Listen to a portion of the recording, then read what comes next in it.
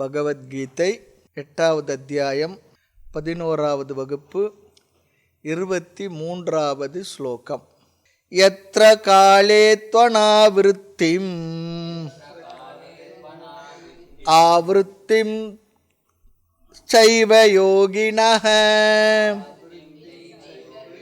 பிரயாதாயாந்தி தம் காலம் வக்ஷ்யாமி பரதர்ஷப. யத்ர காலே த்வனாவிருத்திம் ஆவிருத்திம் சைவ யோகினஹ பிரயாதாயாந்தி தம் காலம் வக்ஷ்யாமி பரதர்ஷப. இந்த அத்தியாயத்தில் இனி வருகின்ற ஸ்லோகங்கள் எல்லாம் யார் யார் என்னென்ன கத்தியை அடைவார்கள், எந்த மார்க்கத்தின் மூலமாக என்பதை பற்றியெல்லாம் பேசப்போகின்றார். ஒரு உபாசகன், முறையாக தர்மமாக வாழ்ந்தவன், கர்மாக்களை எல்லாம் முறையாக அனுஷ்டானம் செய்தவன், யஜ்ஞ யாகங்களை செய்தவன், ஆனால் ஞானத்தை அடையவில்லை, அனன்ய பக்திக்கு வரவில்லை, பிளவுபடாத பக்தி சொல்கிற பாருங்க, அப்படிப்பட்ட அனன்ய பக்திக்கும் வரவில்லை. அவன் எப்படி இருக்கின்றான் என்றால், பக்தன், பகவான், லட்சியம் என்று மூன்றாக அவனுடைய எண்ணமானது பிரிந்திருக்கின்றது. அப்படிப்பட்டவர்கள் இறந்த பிறகு என்ன மார்க்கத்தின் வழியாக எந்த லோகத்திற்கு செல்வார்கள்? நிறைய பேருக்கு இருக்கும்பொழுது என்ன பண்ணணுன்றதை விட இறந்த பிற்பாடு என்ன ஆகுன்றதை தெரிஞ்சுக்கிறது ரொம்பவே ஆர்வம் இருக்குது. இன்னும் சில பேருக்கு இறந்தவர்கிட்ட பேசுகிறத விட இருப்பவங்ககிட்ட பேசுகிறத விட இறந்தவங்ககிட்ட பேசணும்னு சொல்லிட்டு வேற ஒரு ஆர்வம் வந்துடும். அப்படிலாம் இருக்குது. இங்கே பகவான் இப்படி ஞானத்தை அடையாத முறையாக வாழ்ந்த ஒரு உபாசகன் முதல் கொண்டு எந்தெந்த லோகத்தை எந்தெந்த வழியாக செல்கின்றார்கள் என்பதை ரொம்ப அழகாக சொல்கிறார். அதுதான் நம்ம பார்த்தோம். பொதுவாக அந்த 8வது அத்தியாயத்தை இறந்தவர்களுக்கு ஒரு அஞ்சலியாக படிக்கிற ஒரு பழக்கம் இருக்குன்னு சொன்னதுக்கு காரணம் இதை பற்றிலாம் இங்கே பேசி இருக்கிறதுனால. இனி வருகின்ற விஷயங்கள் எல்லாம் ஞானியை பற்றியோ முக்தனை பற்றியோ பேசப்போவது கிடையாது. ஆக உலகத்தில் 2 விதமான மனிதர்கள் இருப்பார்கள். எப்போவுமே தர்மப்படி வாழ்கிறார்கள், விதவிதமான யஜ்ஞ யாகங்களை முறையாக கிரமமாக செய்வார்கள். அப்படிப்பட்டவர்கள் இறந்தால் எந்த மார்க்கத்தின் வழியாக மேலுலகத்திற்கு எந்த லோகத்திற்கு செல்வான்? இன்னொரு விதமான மனிதர்கள், 2வது விதமான மனிதர்கள், உபாசகன், அதிகமாக ஜபம் தியானத்தை அதிகமாக செய்தவன். சில பேர் பார்க்கலாம், கோயிலுக்கு வருவாங்க, இதை பூஜை பண்ணுவாங்க, அதிலே அப்படியே இருந்துட்டு ஒரு மாதிரி மெக்கானிக்கலாக செய்துட்டு ஓடி போயிடுவாங்க. சில பேர் பார்த்தா கோயிலுக்கு வந்து சுவாமி நமஸ்காரம் பண்ணிவிட்டு அமைதியாக அமர்ந்து அதிக நேரம் கண் மூடி அமர்ந்து ஜபம் பண்ணுவாங்க, தியானம் பண்ணுவாங்க, உபாசனைகள் இதெல்லாம். அப்படிப்பட்ட உபாசகர்கள், அதிகமாக தியானம் செய்தவர்கள், 2 பிரிவு இருக்குது. ஆனால் ஞானத்தை அடையவில்லை. உண்மையை பற்றிய மெய்ப்பொருளை பற்றிய அறிவை அவர்கள் அடையாதவர்கள். இவர்கள் இறந்தால் எந்த வழியாக எந்த லோகத்திற்கு செல்வார்கள்? இந்த 23வது ஸ்லோகம் முதல் 27வது ஸ்லோகம் வரையிலும் 28லும் பேசுவார் இதையெல்லாம். இது அவுட் ஆஃப் சப்ஜெக்டாக இருந்தாலும் கூட நாமளும் படிக்க போகிறோம், பகவானு சொல்கிறார், நம்ம தெரிஞ்சுக்குவோம். நமக்கு தேவையில்லாதது அப்படின்னு சொல்லி நினைக்க வேணாம். ஏன்னா நாம் தான் ஞானத்தை அடைஞ்சு மோட்சத்தை அடைஞ்சிட்டோமே.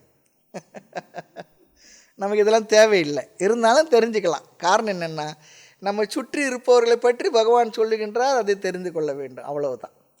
அந்த ஒரு உறுதி நம்மளுடைய மனசில் அந்த தெளிவு இருக்கணும். எனக்கு இந்த கருத்துக்கள் இல்லை, இருந்தாலும் தெரிந்து வைத்துக் கொள்கின்றேன் பகவான் சொல்லுகின்றார். அப்படிதான். நமக்கு இது இல்லைன்னு சொல்லி நினச்சிக்கணும். ஆகவே இது அவுட் ஆஃப் சிலபஸாக இருந்தாலும், இது அவுட் ஆஃப் சப்ஜெக்ட் தான் இருந்தாலும் நம்ம படிக்கலாம். அடுத்து இன்னொன்று, ஜீவர்களில் எந்த பாதை வழியாக செல்கின்றார் என்று சொன்ன பகவான் தான் எந்த பாதையில் செல்கின்றேன் என்பதை பற்றி அவர் சொல்லவில்லை.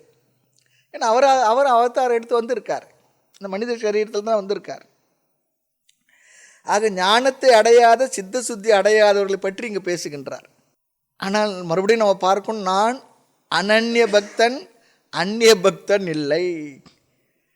சரி, ஆக கடமைகளை எல்லாம் ஒழுங்காக முறையாக கர்மாக்களை எல்லாம் செய்து ஒழுக்கமாக இருந்தால் எந்த பாதை வழியாக எந்த லோகம் என்று பேசப் போகின்றார்.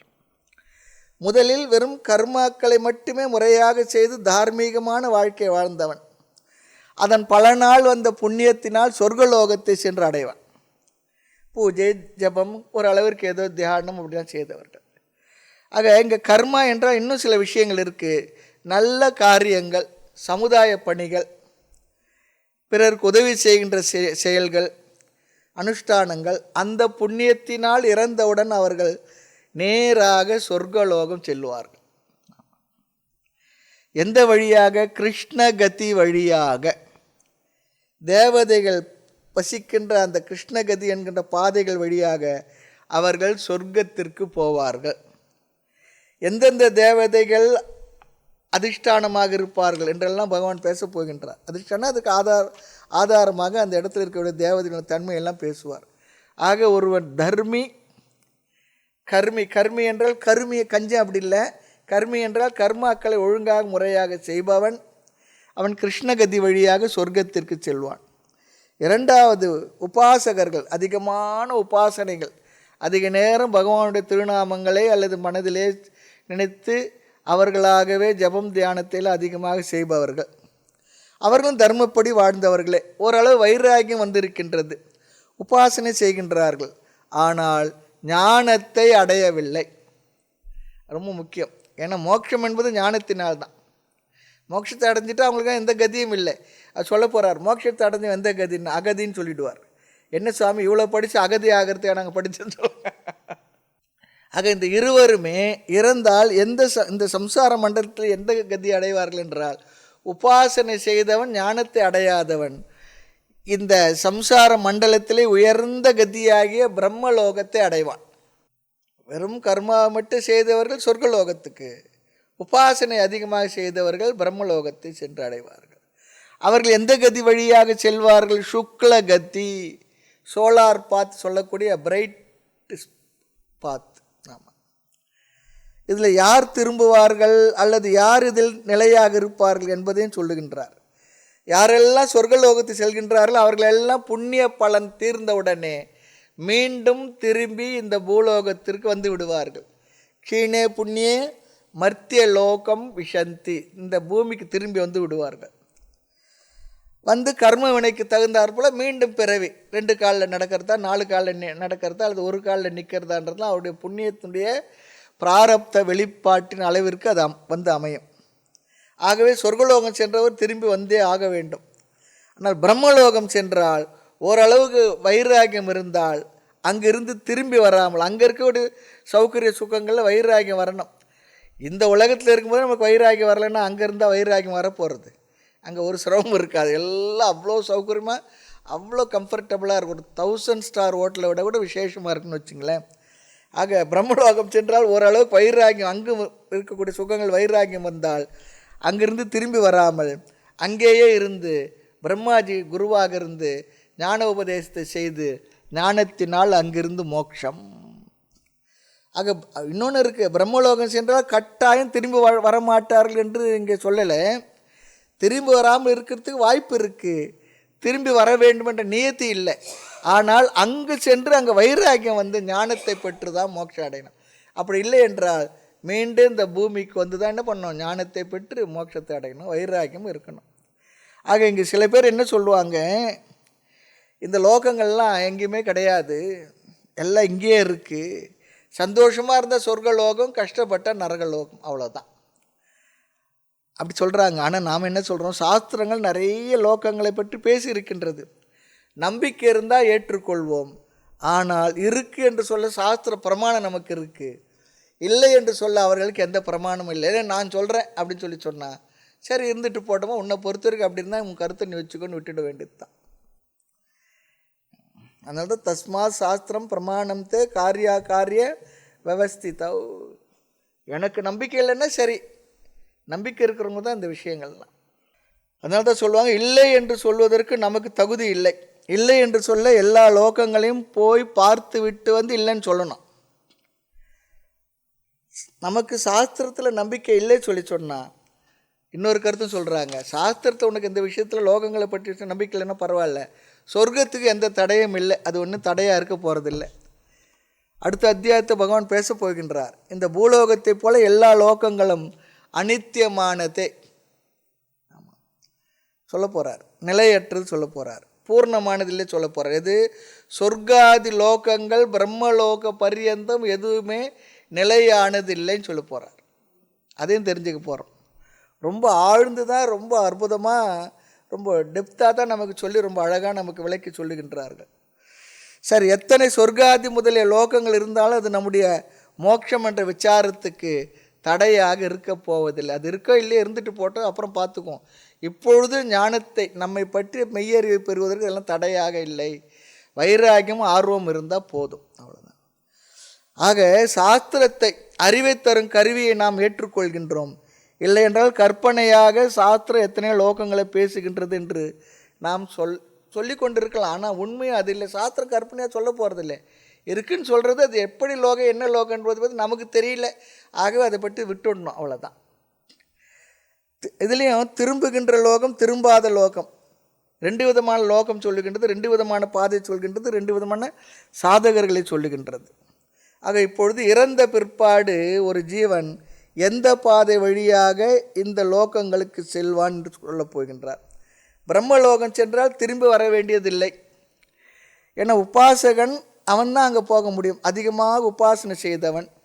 சென்ற பிற்பாடு அங்கே ஞானத்தை பெற்று பிரம்மலோகத்தில் என்ன பண்ணுவோம், அங்கே இருக்க இன்பங்களில் வைராகியம் வந்தால் வைராகியத்தோடு இன்பங்களை துறந்து ஞானத்தை பெற்று மோட்சத்தை அடைஞ்சிடுவான். ஆனால் அங்கே இருக்க பொருள்கள் எல்லாம் எப்பவுமே இன்பத்தை தான் கொடுக்குமா. ஆகவே என்ன பண்ணோம், இந்த உலகத்தில் இங்கேயே நாம் இந்த ஞானத்தை பெற்று மோட்சத்தை அடைந்து விடணும், லோகங்களுக்கெல்லாம் போகக்கூடாது. அதைத்தான் என்ன அப்படி பிரம்மலோகம் சென்று வைராகியம் அடைந்து ஞானத்தை பெற்று மோட்சத்தை பெறுவதை சாஸ்திரம் ஒரு வார்த்தையில் சொல்லுகின்றது, கிரம முக்தி என்று சொல்லுகின்றது. ஆக இந்த 23 அத்தியாய ஸ்லோகத்தில் பகவான் என்ன சொல்கிறார் பார்க்கலாம். ஸ்லோகத்துக்குள்ளே போகலாம். எத்திர என்றால் எதன் மூலமாக, ஏன என்று பொருள். ஆமாம், எதன் மூலமாக. காலம் என்ற சொல் இங்கு பாதை அல்லது மார்க்கம் என்பதை குறிக்கின்ற சொல். அது எப்படி என்பதை பிறகு பார்ப்போம். நம்ம எத்திர காலே, எந்த பாதையில், அனாவிருத்தி திரும்பாத லோகம் அல்லது பிரம்மலோகத்தை. தாய்மலர் சொல்வார், நீ போன வழியும் புல் முளைப்பது என்னால சொல்வார். ஆமாம், மனசை பார்த்து சொல்கிறார், நீ போன வழி வேணாம் அப்படியே இருந்துட்டு போ அப்படின்னு. அது திரும்பாத பாதை எது? பிரம்மலோகத்துக்கு நம்ம அழைத்து செல்லும் பாதை. யோகினக, இங்கு சாதகர்கள், செயல் செய்பவர்கள், தியானம் செய்பவர்கள், இதெல்லாம் அர்த்தம். யோகினக என்றால் இவர்கள் எல்லாரையும் பகவான் யோகினே சொல்லிடுறார். யோகினே என்ன முயற்சி செய்வோன்னு சொல்லி அர்த்தம். ஆமாம். ஆக இந்த 2 விதமான சாதகர்கள், சாதகாக யோகினக பிரயாதாக, பயணம் செய்பவர்கள் அல்லது மரணம் அடைந்து பிற உலகங்களுக்கு செல்பவர்கள். இதெல்லாம் யோகினக என்ற வார்த்தைக்கு அடைமொழியாக சொல்கிறார். இறந்து பயணம் செய்பவர்களை கூறுகின்றது யோகினக. பிரயாணம் அல்லது பிரயாணி நமக்கு நல்லாவே தெரியும். இங்கே பிரயாதாவை யோகி என்று சொல்லுகின்றார் பகவான். ஆக எந்த பாதைகள் வழியாக திரும்பவும் அல்லது திரும்பி வராத லோகத்தை யோகிகள் அடைவார்கள், அவர்கள் பயணம் எப்படி செய்கின்றார்கள், எதை அடைகின்றார்கள், யாந்தி எதை அடைகின்றார்களோ, தம் காலம் அந்த பாதையையே, மார்க்கத்தையே, வழியையே, வக்ஷ்யாமி நான் உனக்கு சொல்ல போகின்றேன். இது பிரதிஜ்ஞா வாக்கியம் சொல்லுவாங்க. நான் உனக்கு என்ன சொல்ல போகின்றேன் அடுத்து வர ஸ்லோகங்கள் என்பதே பகவான் இங்கே சொல்ல. வக்ஷ்யாமி நான் உனக்கு சொல்ல போகின்றேன். ஹே பரத ரிஷப, இந்த பரதகுல வம்சத்தில் ரிஷபத்தை போல இருக்கக்கூடிய அர்ஜுனா, காளையை போன்றவனே, நான் பாதையை சொல்ல போகின்றேன் அப்படி சொன்னார். இங்கே தான் நம்ம பார்த்து ஒரு வார்த்தை விட்டோம். காலம் என்பதை பகவான் எப்படி பாதையாக சொல்லுகின்றார், நம்ம எப்படி அர்த்தம் எடுத்துக்கொள்வது? பாதை என்ற சொல்லை பகவான் இங்கே பயன்படுத்தவில்லை, காலம் என்ற சொல்லைத்தான் பகவான் பயன்படுத்தி இருக்கின்றார் என்று சந்தேகம் வந்தால், ஒரு வார்த்தைக்கு ஒரு அர்த்தத்தை சொல்லும்பொழுது அது நாம ஏதோ ஒரு வார்த்தையை அர்த்தத்தை கற்பித்து கொள்வதா, அல்லது இதற்கு ஏதாவது பிரமாணம் இருக்கின்றதா, இதுக்கு எதனா ஆதாரம் இருக்கா எந்த அடிப்படையில் இந்த வார்த்தைக்கு நீங்கள் அர்த்தத்தை எடுப்பீர்கள், அல்லது நீங்கள் நினச்சா நீங்கள் ஒரு அர்த்தத்தை எடுத்துக்கொள்வீர்களா என்றால் அப்படிலாம் இல்லை. பகவான் இதற்கு பிறகு வரக்கூடிய ஸ்லோகங்களில் பாதை என்ற சொல்லை பயன்படுத்த போகிறார். பிறகு ஏன் நீங்கள் இந்த சொல்லி நாம் பயன்படுத்தினார் சொன்னால், பாதை என்ற சொல்லை பயன்படுத்தவில்லை என்றால் அந்த பாதையில் காலத்துக்கு அபிமானிகளாக இருக்கக்கூடிய தேவதைகள் இருப்பார்கள். ஆகவே அந்த தேவதைகள் இருக்கக்கூடிய அந்த கால தேவதைகள் இருக்கக்கூடிய பாதையையே இங்கே பகவான் என்ன பண்ணுறாருன்னா, அந்த காலத்தை இங்கே பாதை என்று பொருள்படுத்தி விடுகின்றார்.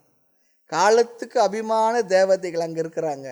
ஆக அந்த அபிமான தேவதைகள் இருக்கின்ற அந்த இடத்துக்கு அந்த பாதையை காலம் என்ற வார்த்தைக்கு பாதை என்ற அர்த்தத்தில் இங்கு பொருள்படுத்தி விடுகின்றார்கள். ஆக காலத்துக்கு அபிமானியான தேவதைகள் அங்கு இருப்பதால் இன்சார்ஜ் அவங்க தான் அங்கே. அந்த காலம் என்ற சொல் பாதை என்று இங்கு சொல்லப்படுகின்றது. பகல் தேவதைகள் இருக்காங்க, இரவு தேவதைகள் என்றெல்லாம் பார்க்க போகின்றோம். நைட் வாட்ச்மேன், பகல் வாட்ச்மேன் போல் அந்த பாதையில் கால தேவதைகள் அதிகம் இருக்கின்றார்கள். அடுத்து 24வது ஸ்லோகம். அக்னிர் ஜோதிர் அகம் அக சுக்லஹ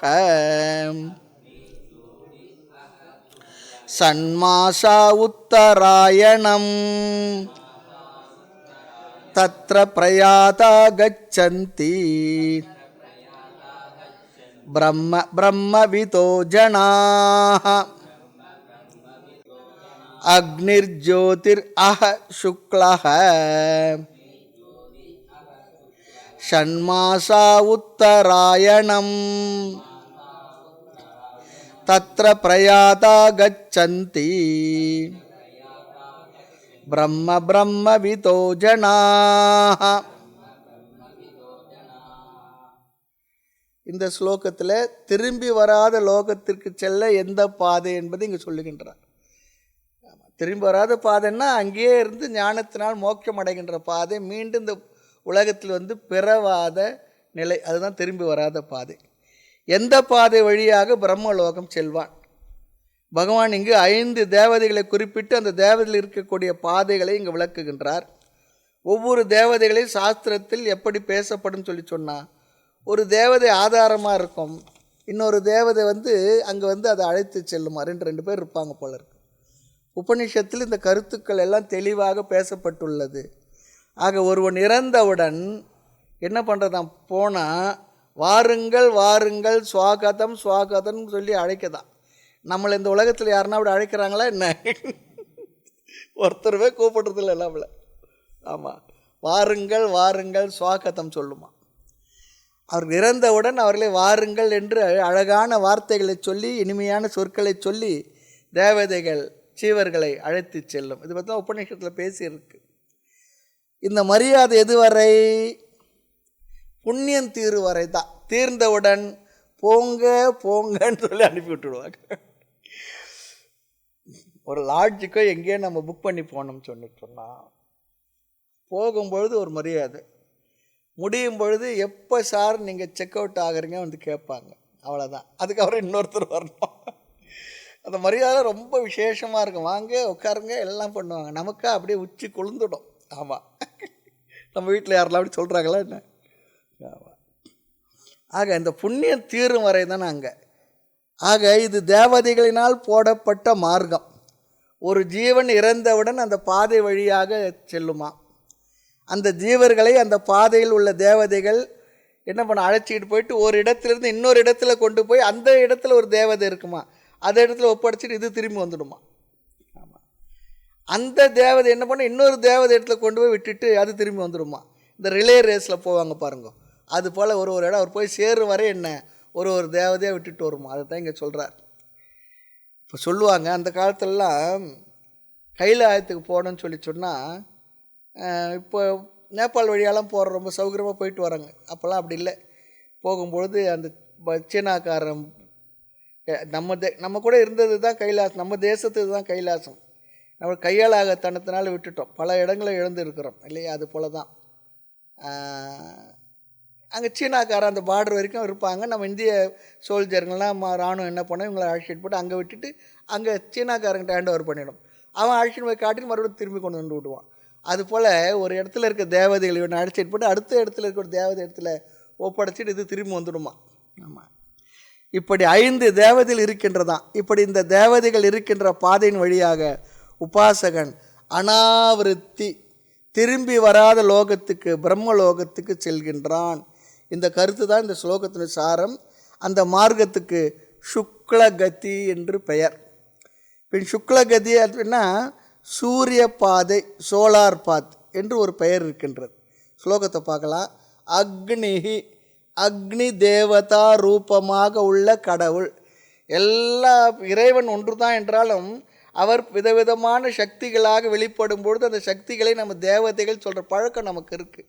ஆக அக்னி என்பது அக்னி தேவதை, அக்னி தேவதா ரூபமாக உள்ள கடவுள். ஜோதிஹி சொல்லி சொன்னால் ஒளி, லைட், ஒளிக்கு அதிஷ்டானமான தேவதை. அதுதான் சொல்கிறார். அக்னி இடத்துல 2 இருக்குது, உஷ்ணமும் இருக்குது, வெளிச்சமும் இருக்கின்றது. ஆக அகஹ அக அக பகல் காலத்துக்குரிய தேவதைக்கு பெயர் அக அக. 24 மணி நேரத்தை இரவு பகல் என்று 2ஆக பிரிக்கிறோம். பகல் நேரத்துக்கான தேவதை சுக்லக, சுக்லபக்ஷத்தை குறிக்கின்ற சொல் இது. ஒரு மாதத்துக்கு 2 பட்சங்கள், ஒரு பட்சம் 15 நாள், 2 பட்சம் சேர்ந்தால் 30 நாள் ஒரு மாதம்.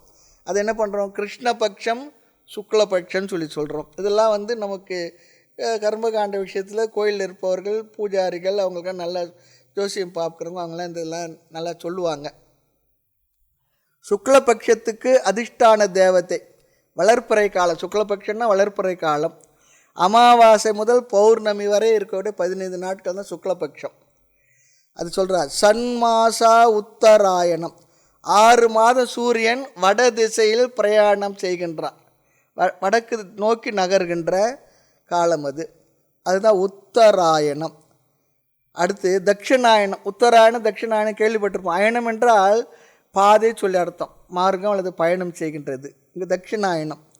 ஜனவரி 15 முதல் ஜூலை 16 வரை உத்தராயணம். தை முதல் தேதி முதல் ஆனி மாதம் வரை உத்தராயணம். உத்தர சொல்லிச்சுன்னா வடக்கு, அயனம் என்றால் பாதை. மீதி ஜூலை 16 முதல் ஜனவரி 14 வரை தட்சிணாயனம், தெற்கு பாதை. ஆக இங்கு உத்தராயண பாதைக்குரிய தேவதை 5 தேவதைகள் எங்குள்ளார்களோ அந்த பாதை வழியாக இவன் பிரம்மலோகத்திற்கு செல்வான். பீஷ்மர் யுத்த காலத்தில் விழுந்துட்டார் 10ஆவது நாள் யுத்தத்தில். பிறகு அவர் உயிரோடு இருக்கார். அவர் இச்சா மிருத்தி எப்போ நினைக்கிறார் அப்போ தான் அவருக்கு மரணம் வர முடியும். அந்த வரம் வாங்கியிருந்தார். அவர் ஒரு புண்ணிய காலத்துக்காக அதுலேயே அம்பு படிக்கலே இருந்தால் சொல்லுவாங்க, உத்தராயணம் வரையில் சொல்லுவாங்க.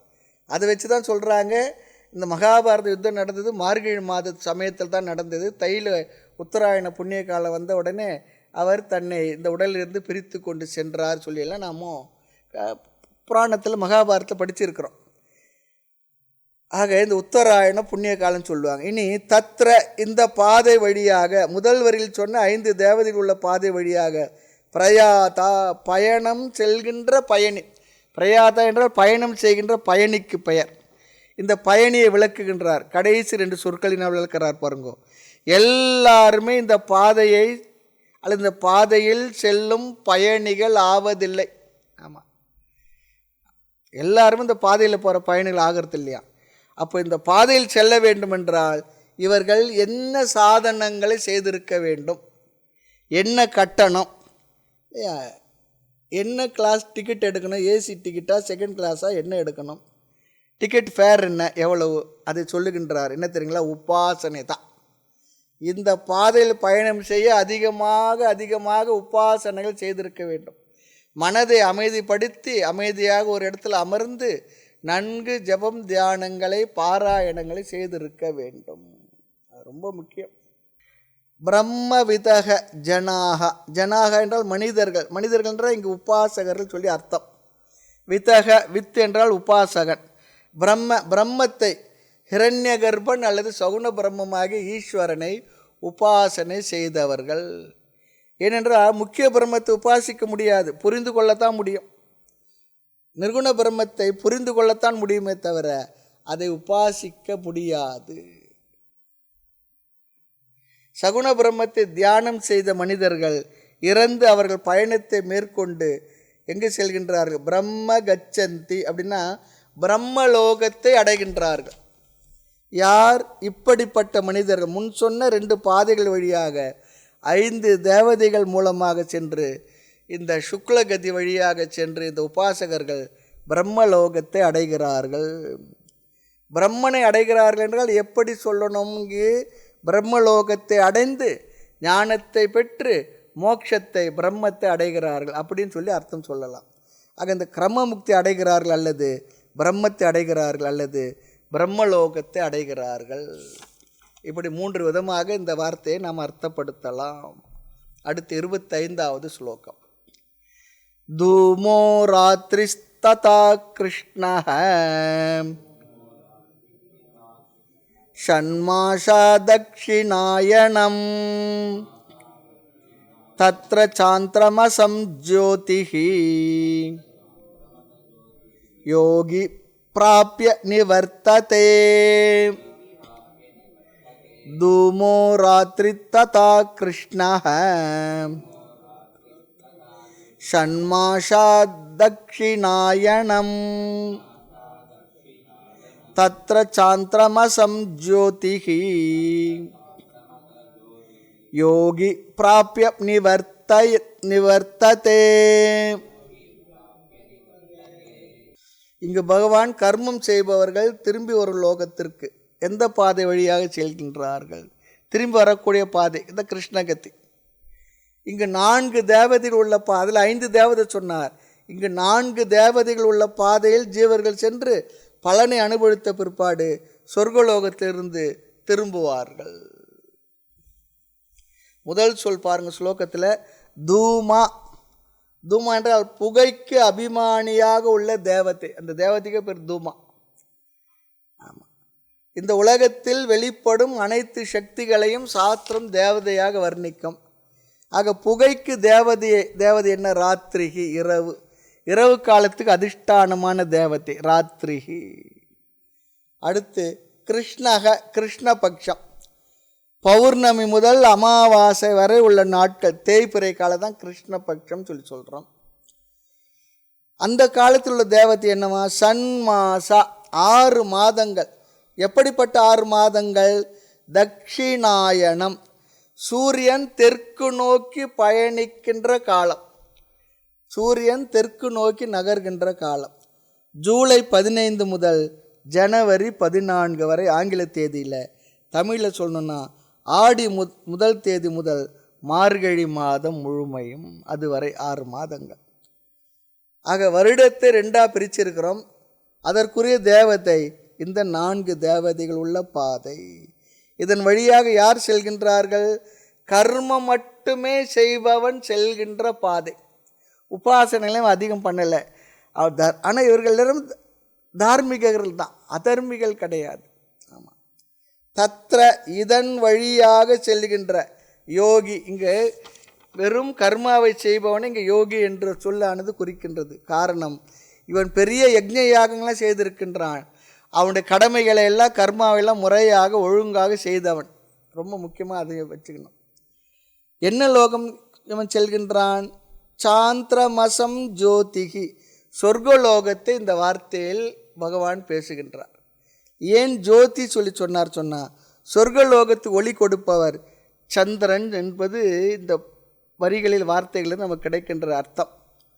அது நாம் பார்க்கின்ற இந்த சந்திரனா அல்லது வேறு சந்திரனா நமக்கு தெரியாது.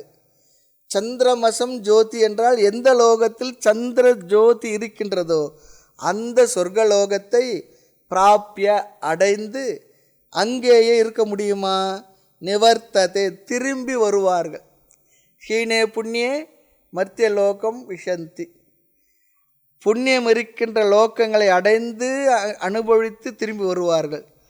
எந்த லோகத்திற்கு சென்றால் நமக்கு செட்டில் ஆகிறதுக்கு க்ரீன் கார்டு கிடைக்கும்? பிரம்மலோகம்தான். ஆக சொர்க்கலோகம் புண்ணியம் தீர்ந்தால் அனுப்பிவிடுவார்கள், போயிட்டு வாங்கன்னு சொல்லி. இனி அடுத்த ஸ்லோகம் செல்வதற்கு முன்பாக இங்கே ஒரு சின்ன ஒரு விசாரம் இருக்குது. 2 விஷயத்தை பற்றி விசாரம் பண்ண போகிறோம். 2 விஷயத்தில் நமக்கு சந்தேகம் வரணும். பொதுவாக நம்ம பெரியவங்க பாடங்கள்லாம் நடத்தும் பொழுது நமக்கு வருதோ இல்லையோ சாஸ்திரமும் பாஷ்யக்காரர்களும் நமக்கு அந்த சந்தேகத்தை கிளப்பி நமக்கு பதிலையும் சொல்லிவிடுவார்கள். தெரிந்திருக்கணும் என்பதற்காக. ஒரு நல்ல உத்தமமான குருவாக இருந்தால் இந்த சந்தேகத்தை உற்பத்தி செய்து இதில் வரலாம், நீங்கள் இதையும் தெரிஞ்சு வச்சுக்கணும்னு சொல்லி கொடுத்துடுவார். அந்த சந்தேகங்கள் நிவர்த்தி செய்து கொண்டு அடுத்த ஸ்லோகத்துக்கு செல்லலாம். ஒரு குறிப்பிட்ட காலத்தில் இறந்தால் அவன் நற்கதி அடைவான் அப்படி சொல்லி மகிழ்ச்சி அடைகிறோம். ஒரு குறிப்பிட்ட காலத்தில் இறந்தால் அவன் துர்கதி மோசமான கதி அடைவான் என்ற ஒரு கருத்து சமுதாயத்தில் பலமாக ஆழமாக மனசில் ஊறி இருக்கு. அதனால் வருத்தப்படுற, இவர் இந்த நாளத்தில் இறந்துட்டாரு, இப்போ இறந்துட்டாரு, நாளைக்கு கூட போயிருக்கலாமே அப்படிலாம் சொல்கிறோம். தட்சிணாயனத்தில் இறந்தால் இல்லை, உத்தராயணத்தில் இருந்தால் தான் உயர்ந்த கத்திலாம் போக முடியும் அப்படிலாம் வருத்தப்படுறோம். இந்த கருத்து சரியா என்றால் இது தவறான எண்ணம். மேலும் குறிப்பிட்ட இடத்தில் காசியில் இறந்தால் மோட்சம் சொல்கிறாங்க. காசியில் பார்த்தா எங்கே இறந்தவங்களும் கொண்டு வந்து அங்கே போட்டு எரிக்கிறாங்க. அப்போ செய்கிறதெல்லாம் செய்துட்டு அங்கே கொண்டு போய் எரிச்சிட்டா மோட்சம் வந்துடுமா சொன்னால், காசியில் இறந்தால் மோட்சம் சொன்னால் அங்கே இருந்து அங்கே இருக்கக்கூடிய சிவபெருமான் விஸ்வநாதரே குருவாக இருந்து அந்த ஜீவர்களுக்கு ஞானத்தை போதித்து ஞானத்தினால் மோட்சம் என்ற அர்த்தத்தில் தான் அப்படி சொல்லியிருக்காங்க. தவிர அதான் கடைசி காலத்தை காட்சி போகிறாங்க திரும்பி வர மாட்டாங்கன்னு அர்த்தம். எல்லா கடமைகளை முடித்து விட்டு காட்சிக்கு அந்த காலத்து போகிறது ரொம்ப தூரம் தானே.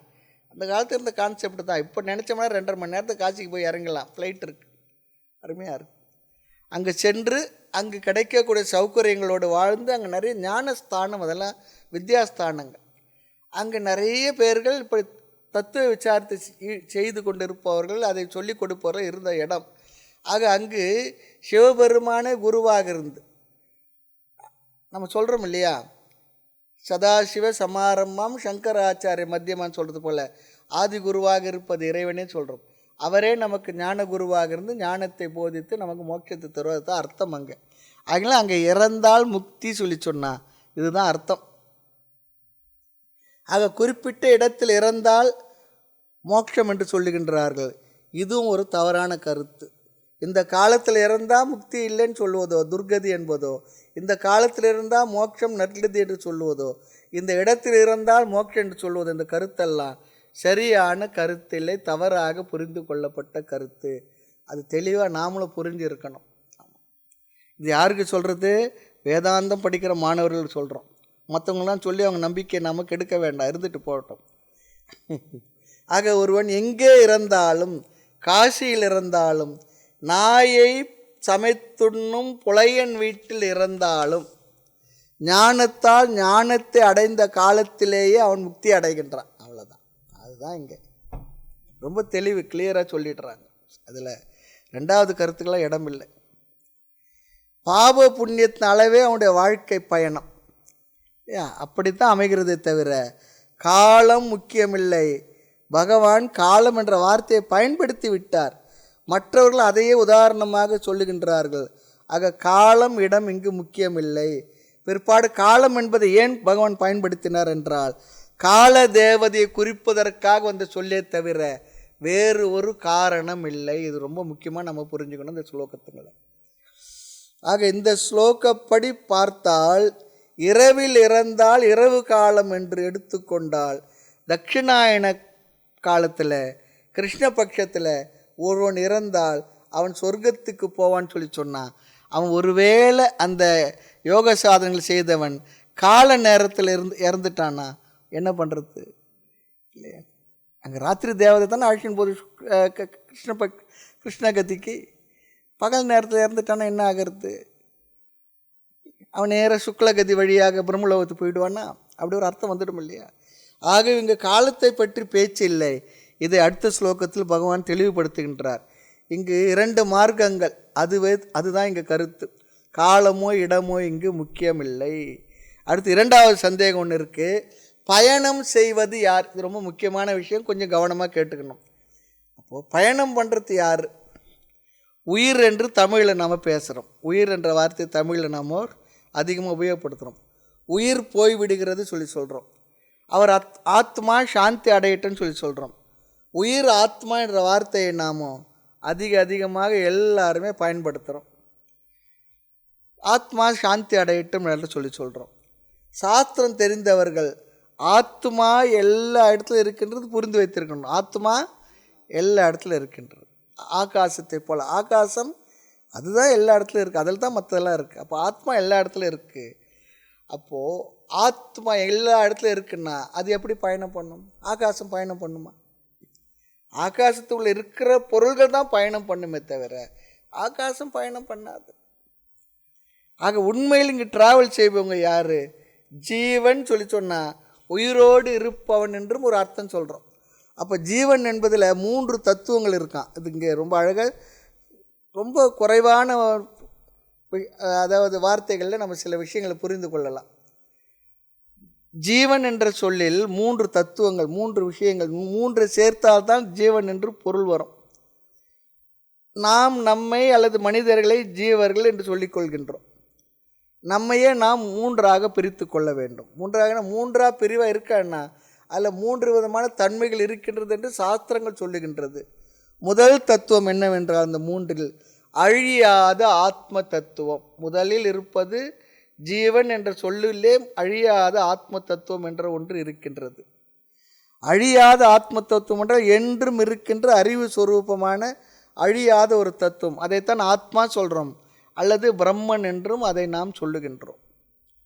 ஆகவே முதல் தத்துவம் என்ன? அழியாத என்றும் உள்ள எல்லா இடத்திலும் உள்ள அறிவு தத்துவமான அந்த ஆத்மா. ஓரிடத்திலிருந்து ஓரிடத்திற்கு செல்லாத, போக முடியாத, மாறாத தன்மை உள்ள ஆத்மா என்ற அர்த்தம். போக்குவரவற்ற பொருளே, போக்கும் வரவும் புணர்வுமிலா புண்ணியனே, காக்கும் என் காவலனே காண்பறிய பேரொளி அப்படிலாம் சொல்கிறோம் பாருங்க சிவபுராணத்தில். போக்கும் வரவும் புணர்வுமிலா புண்ணியன் சொல்கிறோம். இது முதலில் இருக்கக்கூடிய ஒன்று, ஜீவன் என்ற வார்த்தையில் இருக்கக்கூடிய முதல் தத்துவம். இரண்டாவது நம்முடைய ஷரீரம். நம்ம சரீரத்தில் எத்தனை இருக்குது? 3 சரீரம் சொல்கிறோம். ஸ்தூல சரீரம், மனச சூக்ஷ்ம சரீரம் சொல்கிறோம். இது இரண்டிற்கும் காரணமான காரண சரீரம். 3 சரீரத்தை நாம் புரிந்து வைத்திருக்கின்றோம். காரண சரீரம் இருக்குது, சூக்ஷ்ம சரீரம் இருக்குது, ஸ்தூல சரீரம் இருக்குது. ஸ்தூல சரீரம் நமக்கு தெரிகின்றது, சூக்ஷ்ம சரீரம் நமக்கு தெரியல, ஆனால் உணர்கின்றோம். அந்த சூக்ஷ்ம சரீரம் தான் என்ன? மனதுக்கு தான் சூக்ஷ்ம சரீரம் என்று பெயர். அடுத்து இவைகளுக்கு காரணமானது காரண சரீரம். அந்த காரண சரீரம் நமக்கு தெரியலன்னா, தெரியாதனால்தான் காரண சரீரம் சொல்கிறோம். இது இரண்டாவது அம்சம். மூன்றாவது ஒரு அம்சம் இருக்குது, இதுதான் கொஞ்சம் கவனமாக புரிஞ்சுக்கணும். சூக்ஷ்ம சரீரம் சொன்னாலே கூட அதுவும் உருவாக்கப்பட்டது தான், மனமும் கூட. எதனால் உருவானது? பஞ்சபூதங்கள்னால் உருவானது. எப்படிப்பட்ட பஞ்சபூதங்கள்?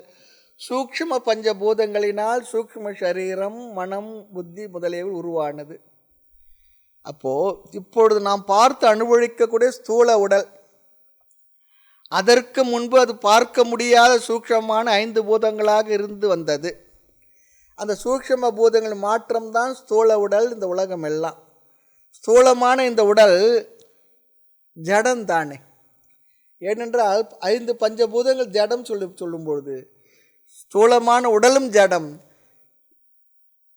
சூக்ஷ்மமான மனமும் என்ன? ஜடம்தான். ஆனால் சூக்ஷ்மமான இந்த மனமானது ஜடமாக இருந்தாலும் அறிகின்ற தன்மை எப்படி பெற்றது, செயல்படுகின்ற தன்மை எப்படி பெற்றிருக்கும்? ஜடம் எங்கன்னா செயல்படுமா? ஒரு பொருள் இருக்குன்னா ஜடம்னா அது இருக்கிற இடத்துல இருக்கும். அப்போது மனது இருக்கே, அதுதான் சூக்ஷ்ம சரீரம் சொல்கிறோம். மனதும் ஜடம்தான் சொன்னால் அதுக்கு சிந்திக்கின்ற சக்தி எங்கேருந்து வந்தது? செயல்படுகின்ற அறிவு அதுக்கு கிடையாது. ஆனால் இந்த ஜடமான சூக்ஷ்ம பூதத்துக்கு ஒரு தன்மை சக்தி இருக்கின்றதா. அது என்னவென்றால் ஆத்மாவுடைய அறிவுத்தன்மையை பிரதிபிம்பிக்கின்ற தன்மை உடையதாக இருக்கின்றது. எது? நம்முடைய மனம். ஆத்மாவுடைய அறிவுத்தன்மையை மனம் வாங்கி கொள்கின்றது. சூரியனுடைய பிரதிபிம்பத்தை பாறை பிரதிபிம்பிப்பது இல்லை. கண்ணாடியில் என்ன ஆகும்?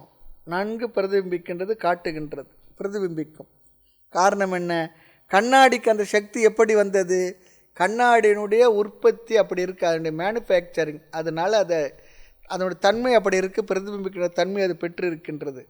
அதுபோலவே ஆத்மாவுடைய சைத்தன்யத்தை, சித்தன்மையை பிரதிபிக்கின்ற சக்தி நம்முடைய மனதிற்கு வழங்கப்பட்டுள்ளது, அல்லது அவருடைய படைப்பு அப்படி இருக்கின்றது.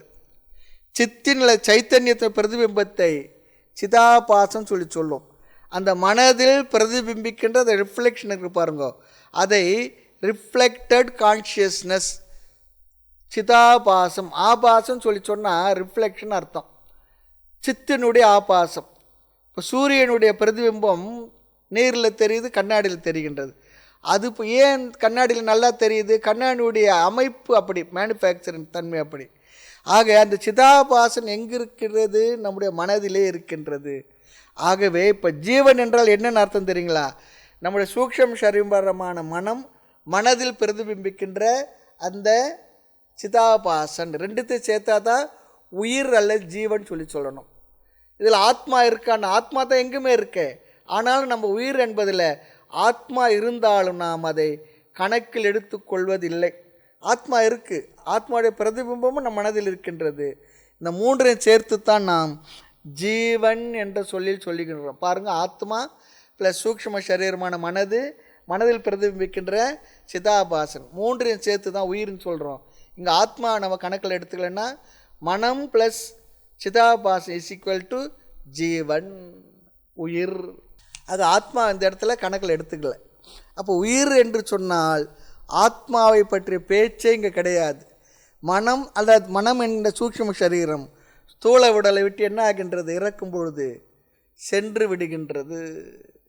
எப்படி செல்கின்றது? அதனுடைய எது செல்கின்றது என்றால் மனதை அறிவுடையதாக்கிய சேதனத்தன்மையை கொடுத்த ஆத்மாவுடைய பிரதிபிம்பமும் மனது சூக்ஷ்ம சரீரத்துடன் சேர்ந்து ட்ராவல் பண்ணுறது, வெளியேறி விட்டது. அப்போ இறந்து விட்டான்னு சொன்னால் இந்த ஸ்தூலமான ஜடமான உடல் இங்கே இருக்கின்றது.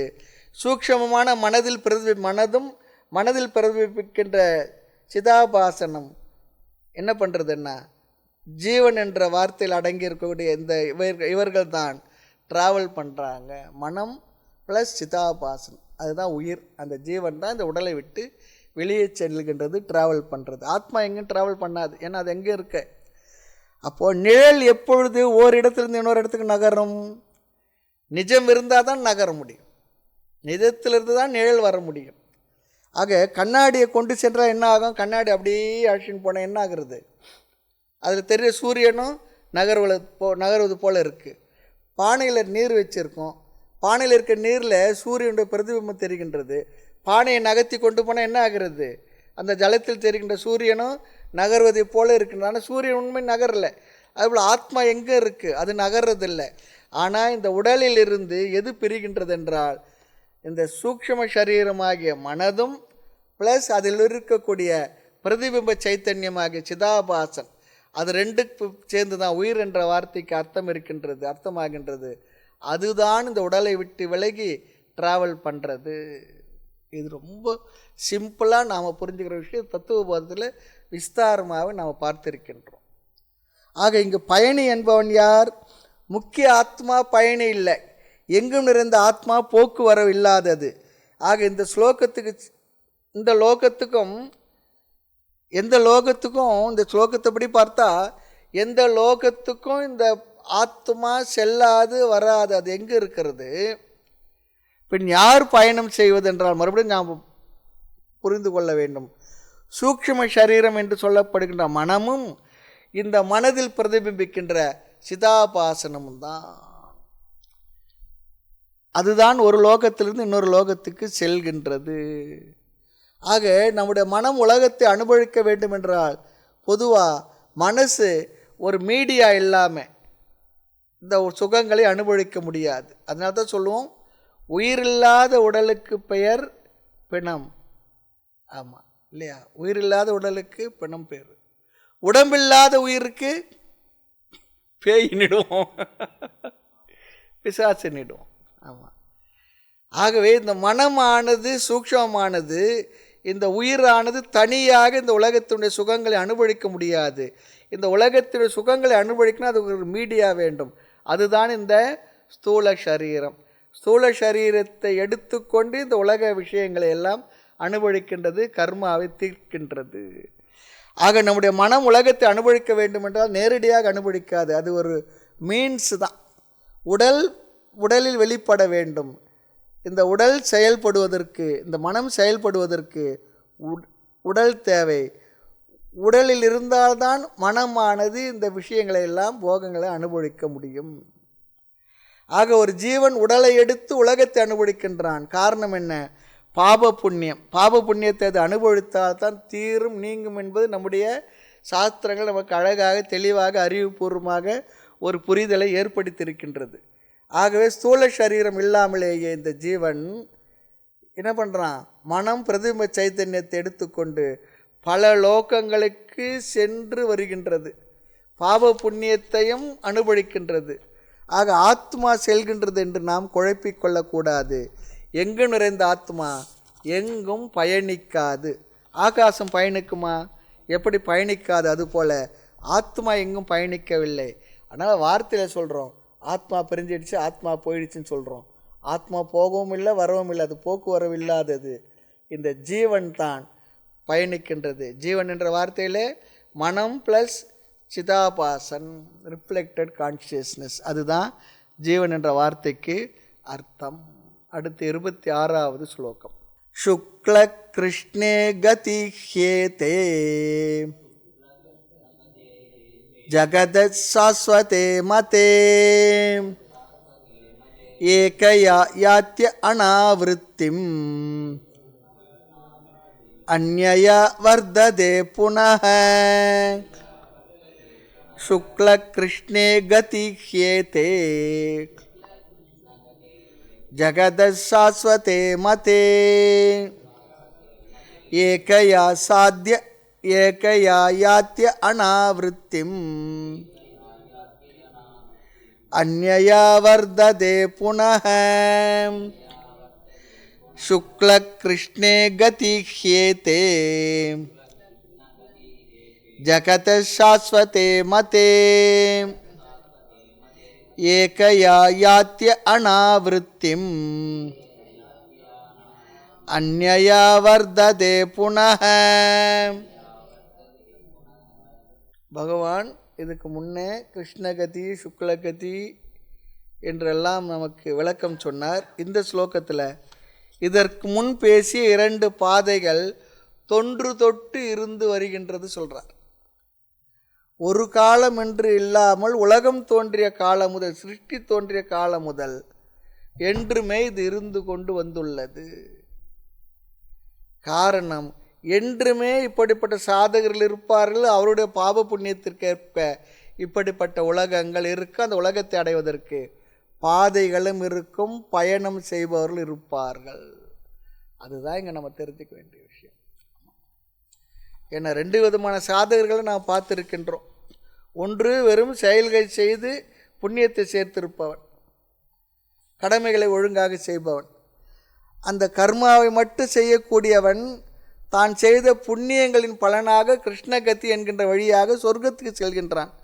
பிறகு அந்த புண்ணியத்தை தீர்த்துவிட்டு தன் கர்மவினை எது வெளிப்படுகின்றதோ அதன்படி இந்த உலகத்திற்கு வந்து பிறவியம் எடுக்கின்றான். 2வது விதமானவர்கள், அவன் கர்மியோ யாரோ, அவன் கர்மயோகியாக மாறினால் அவர்கள் கர்மத்தை கர்மயோகமாக செய்து மனதில் சித்த சுத்தியை உருவாக்கி கொண்டு பிறகு ஞானத்தின் மூலமாக மோட்சத்தை அடைகின்றார்கள். ஆகவே கர்மி தான் கர்மயோகியாக மாறுகிறான். கர்மயோகத்துக்கும் கர்மிக்கு என்ன வேறுபாடு என்றால் 3வது 4வது அத்தியாயங்களை விளக்கமாக தெளிவாக பார்த்துருக்கிறோம். தன்னுடைய கடமைகளை செய்கின்றான், வெறும் கர்மாவை செய்பவன். வருகிற அனைத்து பாவ புண்ணியங்களை ஈஸ்வர பிரசாதமாக ஏற்றுக்கொள்கின்றான். யார்? கர்மியாக இருந்து கர்மயோகியாக மாறுபவனுடைய மனநிலை என்னென்னா, கர்மியும் கர்மயோகி செய்கின்ற செயல்களில் வேறுபாடு இல்லை, அவர்கள் மனதில் வைத்துள்ள பாவனைகள் தான் வேறுபாடு. கர்மியானவன் அல்லது வெறும் செயல்களை மட்டும் செய்பவன் அந்த பாவனை மூலமாக நான் என்னுடைய கடமைகளை செய்திருக்கிறேன், இந்த கடமைகளை செய்வதன் மூலமாக என்ன பலன் வருகின்றதோ அதை நான் பிரசாதமாக ஏற்றுக்கொள்கின்றேன் என்ற பாவனை அவனுக்கு இருந்தால் அந்த கர்மி கர்மயோகியாக அறியப்படுகின்றான். கர்மிக்கும் கர்மயோகிக்கும் செயலில் வேறுபாடில்லை, பாவனையில் பலனை ஏற்பதில் வேறுபாடு இருக்கின்றது. கர்மியும் பூஜை செய்வான், யாகங்கள் செய்வான், கடமைகளை செய்வான். கர்மயோகியும் இவைகளையே செய்வான். செய்கின்ற பாவனையில் தான் வேறுபாடு தவிர அந்த கர்மயோகிக்கு, அந்த கர்மிக்கு கர்மயோகியாக ஆவதற்கு பாவனையில் தான் வேறுபாடு, செய்கின்ற பாவனையில் வேறுபாடு தவிர கர்மியை கர்மயோகியாக மாற்றுவது அவனுடைய பாவனையே. ஆக கர்மயோகி என்பவன் அடைகின்ற பலன் என்ன? சித்த சுத்தி, மன தூய்மை, உண்மையான லட்சியத்தை அடைய வேண்டும் என்கின்ற ஆசை அவனுக்கு வந்து விடுகின்றது. யாருக்கு? கர்மயோகிக்கு. அடுத்து அவனுக்கு உண்மையான வஸ்துவை அடைய வேண்டும், அறிய வேண்டும் என்ற ஆர்வம் வந்தால் அவனுக்கே பெயர் என்ன தெரியுங்களா? முமுக்ஷு. அவனுக்கு கொஞ்சம் வைராகியம் வந்து விடும். அனுபவித்ததெல்லாம் போதும், செய்ததெல்லாம் போதும், இனி நாம் அறிய வேண்டியது உண்மை தத்துவம் என்று ஒன்று இருக்கின்றது, அதைத்தான் அறிய வேண்டும் என்று அவனுக்கு ஒரு லட்சிய வேட்கை வந்து அதற்கான தேடலை செய்து ஞானத்தை பெற்று மோட்சத்தை அடைய என்னவெல்லாம் தேவையோ அவைகளை எல்லாம் செய்ய தொடங்கி விடுவான். பிருகதாரண்ய உபநிஷத்தில் கர்மயோகி செய்கின்ற கர்மயோக பலன் எதுவரை வருகின்றது என்று ஒரு கருத்து சொல்கிறது. கர்மி என்றால் வெறும் கர்மாவை மட்டும் செய்து உலகத்தில் இருக்கக்கூடிய எல்லா விதமான யஜ்ஞ யாகங்களும் செய்து தர்மமாக வாழ்ந்தவன், அவன் மனதில் ஒரு பாவனை மாற்றம் வந்து நான் என் கடமையை செய்கின்றேன், அந்த கடமையில் என்னென்ன பலன் வந்தாலும் அதை ஈஸ்வர பிரசாதமாக எடுத்துக்கொள்வேன் என்கின்ற பாவனை மூலமாக கர்மயோகியாக மாறி வந்த அந்த கர்மயோகிக்கு என்ன பலன் என்றால் சித்த சுத்தி. அந்த கர்மயோகத்துடைய பலன் இன்னொன்று சொல்லுகின்றது பிருகதாரண்ய உபநிஷத்தில். அவன் என்ன பண்ணுமா? அது ஸ்ரவணம் செய்கின்ற வரை அவனை அழைத்து சென்று விட்டு விடுமா. அப்படியே என்ன அர்த்தம்? பகவத்கீதை கிளாஸுக்கு உபநிஷத்து கிளாஸுக்கு கொண்டு வந்து உட்கார வச்சிடுமா. ஆமாம், பகவத்கீதை கிளாஸுக்கு உபநிஷத்தை வந்து உட்கார வச்சிடும். கேட்கின்ற மனதை தரும். அவனுக்கு அதிகாரித்துவத்தை கொடுத்து குருவை சூழ்நிலை உருவாக்கி கொடுக்கும் வரை வருமா. சில பேர் நம்ம வழி கேட்டோம்னா தூரம் நின்று அப்படி தான் கை காட்டிட்டு போவாங்க. சில பேர் இருப்பாங்க கூடவே வந்து கிட்டக்க இதுதாங்க அவர் வீடுன்னு காட்டி விட்டுட்டும் போவாங்க. அதுபோல் இந்த கர்ம யோகமானது என்ன பண்ணோம்? நம்ம ஞான யோக சாதனங்கள் வரை அழைத்து வந்து அங்கே உட்கார வச்சு அது போயிடும். இனி என் வேலை இல்லைன்னு போயிடும். இனி இவர் வேலை எதுன்னு சொல்லி இப்போ அழைச்சிட்டு வர்ற வீட்டுக்குள்ளே நம்ம கூட வந்து விருந்தாளியை உட்காந்தாருன்னா எப்படி இருக்கும்? அது சரி வராது, சரி வராது. பிறகு இந்த சாதகன் ஞான யோகத்தை மேற்கொள்கின்றான் என்றும் பிருகதாரண்ய உபநிஷத்தில், அதாவது சாஸ்திரங்கள்லாம் முறையாக நம்ம படிக்கும்பொழுது தான் அழகாக பிசிறு இல்லாமல் எங்கெங்கே என்னென்ன சொல்லியிருக்கோ அதை கோர்வையாக நம்ம புரிஞ்சிக்க முடியும். ஆக 2 விதமான மனிதர்கள், 2 விதமான சாதகர்கள். ஒன்று கர்மி, 2வது கர்மயோகி. பகவான் கர்மியை பற்றி விஷயத்தை பேசினார். கர்மின்னா நீங்கள் கஞ்சன் அர்த்தத்தை எடுத்துக்கூடாது. வெறும் கர்மாவை மட்டும் செய்வனே கர்மின்னு சொல்லணும். கருமி இல்லை, கர்மி. ஆமாம், 2 விதமான உபாசகர்களை பற்றி பேசுகின்றது. உபாசனை என்பது மானசீகமான கர்மா, மானச கர்மா. மனதில் ஈஸ்வரனை தியானிப்பது, இஷ்ட தேவதையை தியானிப்பது. சில விரதங்களை செய்வார்கள், சில பாராயணங்களை செய்வார்கள், சில விதமான தவங்களை விரதங்களையும் எடுத்துக்கொண்டு செய்பவர்கள், தவத்தில் இருப்பவர்கள், தியானத்தில் ஈடுபடுபவர்கள். அந்த சாதகர்கள் அதிகமான புண்ணியத்தை அடைந்து சுக்லகதி வழியாக பிரம்மலோகத்திற்கு செல்கின்றார்கள். இதெல்லாம் பகவான் பேசிய கருத்துக்கள் மறுபடியும் நாம் ஞாபகப்படுத்துகிறோம். அந்த உபாசகர்களை இங்கு பகவான் 2ஆக பிரித்து பேசப் போகின்றார்.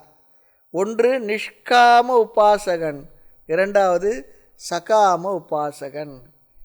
ஆமாம், நிஷ்காம உபாசகன், சகாம உபாசகன்.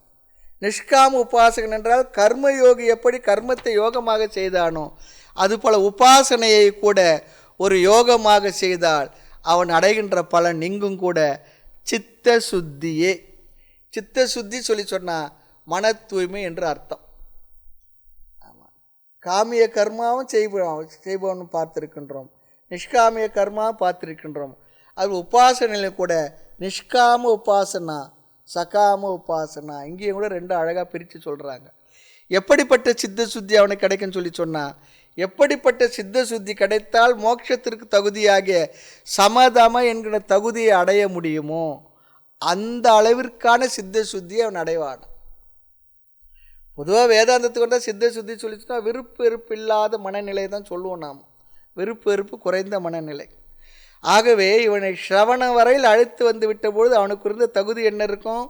கொஞ்சம் விவேகம் இருக்கும், வைராகியம் இருக்கும், உலக விவகாரங்களில் விஷயங்களில் கொஞ்சம் விலகி இருக்கக்கூடிய மனநிலை இருக்கும். அப்படி அவன் ஸ்ரவணத்தை, அந்த மனநிலையோ ஸ்ரவணத்தை செய்யும் பொழுது அந்த ஸ்ரவணம்தான், அப்படிப்பட்டவனுக்குத்தான் அந்த ஸ்ரவணம் மட்டுமே ஞானமாக மாறும், ஞானத்தை கொடுக்கும். அந்த அளவிற்கு இந்த சித்த சுத்தியானது இந்த நிஷ்காம உபாசகனுக்கு வந்து அமையும். மேலும் விஷயங்களை நாம் அடுத்த வகுப்பில் பார்க்கலாம். மூர்த்தி எல்லாம் வாழி, எங்கள் மௌன குரு வாழி, அருள் வார்த்தை என்றும் வாழி, அன்பர் வாழி பராபரமே. ஓம் பூர்ணமத பூர்ணமிதம் பூர்ணாத் பூர்ணமுதச்யதே பூர்ணஸ்ய பூர்ணமாதாய பூர்ணமேவாவசிஷ்யதே. ஓம் சாந்தி சாந்தி சாந்தி. ஹரி ஓம். ஸ்ரீ குருப்யோ நமः. ஹரி ஓம்.